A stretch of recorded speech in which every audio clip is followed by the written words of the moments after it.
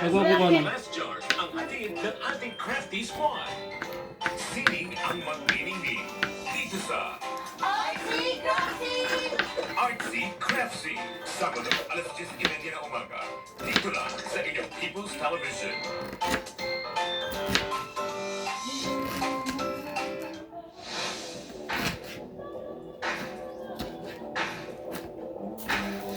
Ano yung ano nun? Sa Yung bansa, sing-sing. dito lang yan sa Siyensika, Season 5.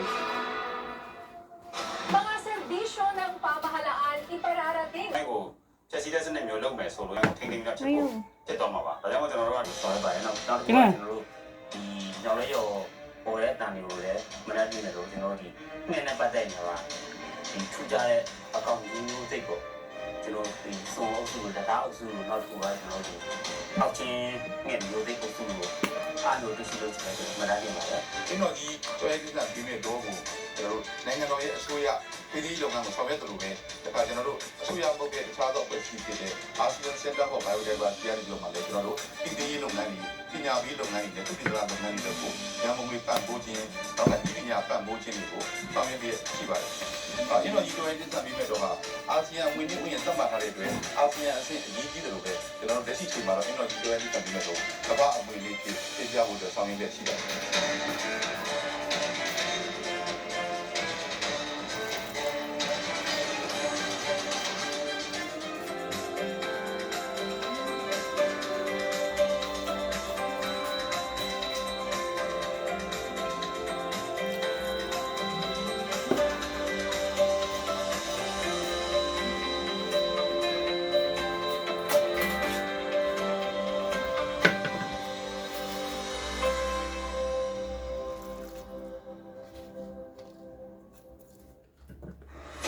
Diskarteng pangkabuhayan ang hanap mo.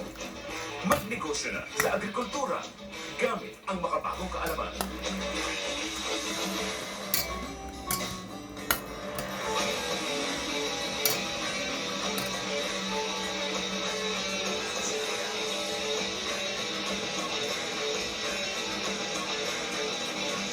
Mag-agri tayo. Baki workshop na tuwing Sabado ng umaga. Dito sa katuwang nyo sa paghahanap buhay. PTV. Disaster Watch. Paghahanda bago ang lindol. Alamin ang mga maaaring magdulot ng pinsala sa inyong lugar. Maging pamilya sa mga sumusunod. Fire extinguishers, medical kit, exit routes, evacuation plan. Siguraduhin matibay ang bahay at paayos ang mga sirang bahagi nito. Ayusin ang pag-iimbak ng mga nakalalasong kemikal at mga bagay na maaaring maging sanhi ng sunog. Siguraduhin ligtas ang pagkakalagay ng mga mabibigat na bagay. Ihanda ang go bag na naglalaman ng mga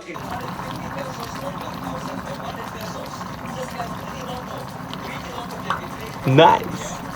And yun yung minsan kahit maganda ka, ayaw mo nang lumabas, kahit maganda yung damit mo, parang ang pangit, parang yun na po. Sa ilan, umabot pa sa'yo yung pag nag-selfie ka, dalawang cellphone ang dala mo.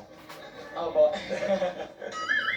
Hindi, parang gano'n. Pero maganda na ng weight mo ngayon. Yes. Oo, Shainan, paano tapos sabi mo third year ka no, nung nangyari yun? So, kumbaga, paano mo natutunang i-accept? Paano mo natutunang i-embrace? Dumating lang sa point na pagod na ako. Pagod na ako maging mataba, tapos na ako maging tampulan ng bullying, yung center of bullying, no? Sabi ko, hindi ito si Shainan, hindi ito yung worth ko.